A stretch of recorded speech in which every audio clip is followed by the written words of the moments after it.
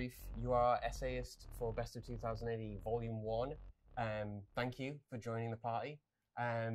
So in your essay, you say that 2080 is an expansive comic. How do you think Best of 2080 kind of utilizes that?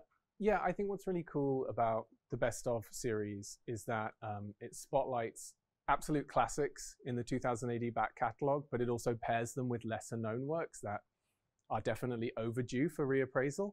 For me, obviously, foremost amongst them is Shambhala by Grant and Arthur Ranson, which for me belongs in that conversation with the late 80s kind of post-superhero stuff, Dark Knight Returns, etc. And I think, yeah, it's great to have a kind of anthology series that is pairing those sorts of things together. You've been on record as being a fan of Shambhala for quite a while. Did anything surprise you going back to it to write something for this collection? Yeah, I think in terms of positioning it and really getting into what it's doing in terms of socio-politics, and going back and going, oh, okay, this was serialized late 1990. And they are absolutely responding to what is happening in the world at the time. You know, it's that thing people say about like long-running comics, 2000 AD, right? It tracks change over time, societally, culturally. And Shambhala is like, it's set in the Cold War.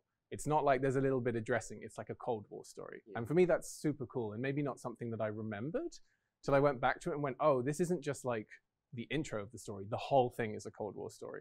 45 years, that's a long time for any comic to be kind of running. How do you think the kind of Best of 2000 AD graphic novel series kind of reflects that history and then does something new with it?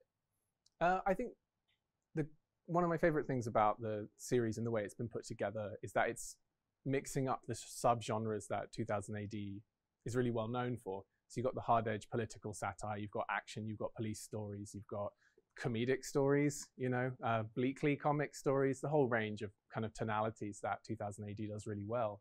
And I think that is just a really wide range genre-wise throughout the publication history. And it's really cool to see that brought together and represented with both the long-term reader and the new potential reader in mind. I think that's cool, and that is a rare thing to see in comics publishing.